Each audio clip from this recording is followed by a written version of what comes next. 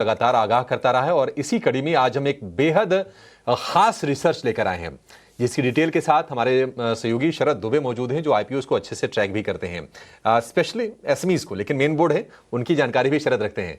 शरद, ये बताइए कि अभी जो आईपीओ खुले हैं उनको रेस्पॉन्स कैसा मिल रहा है? जी बिल्कुल अभिषेक, मैं बताऊंगा कि ईटी नाउ स्वदेश का एक बहुत बड़ा इम्पैक्ट आया है। ये दोनों ही कंपनीज जो है मेन बोर्ड आईपीओज हैं। एक ऑफकोर्स स्लॉश बैंगलोर है और दूसरा है एजी स्वोपैक। दोनों का ही दूसरा दिन सब्सक्रिप्शन जो है ख़त्म हो गया है, लेकिन एकदम कमज़ोर आप कह सकते हैं कि यहाँ पे सब्सक्रिप्शन नंबर्स देखने मिले। स्लॉश बैंगलोर का सिर्फ 17% बढ़ा है और एजी स्वोपैक का 35% का है। तो ऑफकोर्स स्लॉश में जो है ऑफकोर्स एक नाम भी आता है लॉस, तो ऑफकोर्स आप समझदार है, आप समझ जाएंगे इसका क्या मतलब है। और यहाँ पे देखिए इसके जो इशू के आंकड़े हैं ये भी आपके सामने देखने मिल रहे हैं, लेकिन बहुत कमज़ोर जो है सब्सक्रिप्शन देखने मिले। ये देखिए आंकड़े, बेहद ठंडा रिस्पांस आया है और ये ईटी नाउ स्वदेश का रिसर्च टीम का इम्पैक्ट भी आपके सामने देखने मिल रहा है। और हमने जो है हमारे जो आईपीओ एक्सपर्ट है शरण लाने ने इन दोनों कंपनीज़ के लिए अवॉइड कॉल भी दिया था, तो इस पर भी नज़र रखिएगा। अब चलिए, आईपीओ की जो रफ्तार है वो थोड़ी धीमी ज़रूर पड़ी है, लेकिन लिक्विडिटी बाज़ार में आ गया है। मार्च और अप्रैल के महीने की अगर बात करें तो कोई आईपीओज़ नहीं आया था। आईपीओज़ नहीं आया था यानी कि लिक्विडिटी नहीं थी, लेकिन अब लगता है एटलीस्ट लिक्विडिटी तो आ गई है। मेन बोर्ड के आंकड़े की बात करें तो लगभग 9,000 करोड़ रुपए जो है आप देख सकते हैं जुटाए जा रहे हैं और लगभग 6 आईपीओज़ हैं जो इस करंट क्वार्टर में चल रहे हैं। अभी मई का ही महीना हुआ है, जून का बाकी है, तो उस पर भी नज़र रखिएगा। हालांकि रफ्तार धीमी पड़ गई है।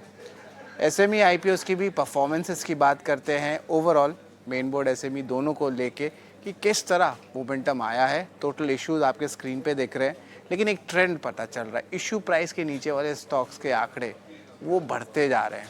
ये जो है 2025 में भी देखा गया, 2024 में भी देखा गया। तो ये आंकड़ा जो है ये थोड़ा चिंताजनक ज़रूर है कि बाज़ार में लिक्विडिटी आ गए हैं, लेकिन आईपीओज़ का परफॉर्मेंस उतना अच्छा नहीं आ रहा है, तो उस पर भी सवाल उठ रहे हैं। एसएमई आईपीओज़ के अलावा अगर बात करें बड़े आईपीओज़ की, मेन बोर्ड आईपीओज़ की, तो ये भी जो है आपके सामने स्क्रीन पे आपको देखने मिल रहा है। इशू प्राइस के नीचे 2023 में से 46% शेयर्स हैं, पर यह आंकड़ा जो है वापस बढ़ रहा है 2025 में। अगर आप कंपेयर करें 2023 और 2025 को, कैसे रहे हैं आईपीओज़ के लिस्टिंग, इस पे भी हम नज़र डालेंगे। और अभी तक जो है देखेंगे आईपीओज़ की संख्या 12 ही हुए। 2025 पे उतना शुरुआत नहीं हुआ, लेकिन देखिए ऑलरेडी आप कह सकते हैं 5 महीने ख़त्म हो चुके हैं, लेकिन पॉजिटिव लिस्टिंग जो है सिर्फ और 66% ही आया है, यानी कि सिर्फ 8 कंपनीज़ के पॉजिटिव लिस्टिंग आए हैं। भाई 2023 और 24 के बारे में बात करें तो यहाँ पे आंकड़े और वेलकमिंग देखने मिल रहे हैं। ऑफकोर्स पूरा साल बाकी है, तो ऑफकोर्स देखेंगे कि किस तरह आईपीओ मार्केट में मोमेंटम आता है। एब्सोल्युटली शरद, ये काफ़ी इंपॉर्टेंट है कि ताज़ा इस वक्त जो आईपीओज़ हैं उसका रिस्पांस कैसा है। पिछले 2-3 सालों में आए आईपीओज़ का प्रदर्शन भी आपने बताया, लेकिन अब आगे कोई आईपीओज़ आने वाले हैं, कोई सेक्टर्स हैं जिसे हमें रेडार पर रखना है? बिल्कुल, आने वाले आईपीओज़ पे भी नज़र रहेगी। 2025 की दूसरी छमाही में जो है करीब 6 बड़े आईपीओज़ आ सकते हैं। 6 बड़े आईपीओज़ का जो 10,000 करोड़ के ऊपर का जो है ये इशू साइज़ रह सकता है। और यार आने वाले आईपीओ में अगर आंकड़े की बात करें तो Tata capital, HDB financial services, LG electronics जो कि एक एमएनसी कंपनी है, लेंसकार्ट, ग्रो, एनएसडीएल और फ़ोनपे, इन सारे स्टॉक्स में जो है या कंपनीज़ में आप देखेंगे इस पे इन्वेस्टर इंटरेस्ट भी बना हुआ है और इनके साइज़ भी बड़े हैं, तो इस पर भी नज़र रहेगी। लेकिन एनएससी पे अलग डिस्कशन करेंगे। जो है यहाँ पे इस साल के अंत तक एनएससी का भी आईपीओ संभव है। और एनएससी की अनलिस्टेड शेयर्स की बात करें तो अपने रिकॉर्ड हाई लेवल्स पे आ गई है। ऑफकोर्स न्यूज़ फ्लो आ रहा है कि शायद आईपीओ का अप्रूवल आ सकता है। जो अनलिस्टेड रेट में 1900 to 2000 रुपीज़ पर शेयर का जो है रिकॉर्ड स्तर पे एनएससी के अनलिस्टेड शेयर आ रहे हैं। और एनएससी के मार्केट कैप देखें तो 50,000 करोड़ के ऊपर का जो है ये आंकड़ा आपको पहुँच के देखने मिल रहा है। लेकिन स्टार्टअप के लिए भी जो है बड़ा अच्छा साल है।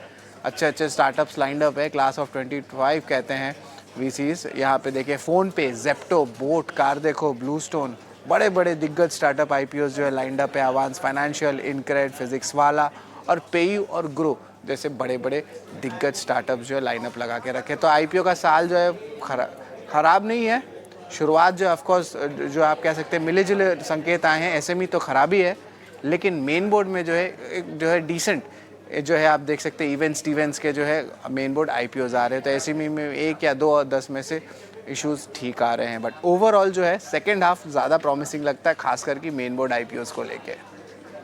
शरद, काफ़ी इंटरेस्टिंग है, सारी डिटेलिंग में आपने ये सारी चीज़ें बताई। शुक्रिया आपका हमारे साथ जुड़ने के लिए और ये सब बताने के लिए। तो इस वक्त आईपीओ मार्केट में क्या कुछ है, पिछले 2-3 सालों में आईपीओ का रुझान कैसा रहा है, आने वाले दिनों में कौन से आईपीओ आने वाले। कई सारे स्टार्टअप्स हैं जिनका नाम आपने सुना होगा, उनके प्रोडक्ट्स भी आप इस्तेमाल करते होंगे, अब वो भी मार्केट में आने वाले हैं, स्टॉक मार्केट में एंट्री करने वाले हैं आईपीओज के जरिए। तो ये सारी चीज़ों पर फोकस रखना चाहिए, काफ़ी इंटरेस्टिंग है ये पूरा का पूरा पॉकेट, और इसमें कॉशियस भी रहना चाहिए। और आपको जहाँ जहाँ एहतियात बरतना है वो सारी चीज़ें हम आपको लगातार बता रहे हैं। इसी कड़ी में हमारे साथ आईपीओ बाजार पर आईपीओ मार्केट को लेकर विस्तार से बातचीत करने के लिए शरण लीलानी मार्केट एक्सपर्ट भी जुड़ते हैं। और जब वो जुड़े थे उन्होंने 2 आईपीओ पर अपनी राय रखी थी, श्लॉस बैंगलोर और एजिस वोपैक के आईपीओ पर बेहद ठंडा रिस्पांस जताया था उन्होंने, और वैसा ही कुछ देखने को मिला।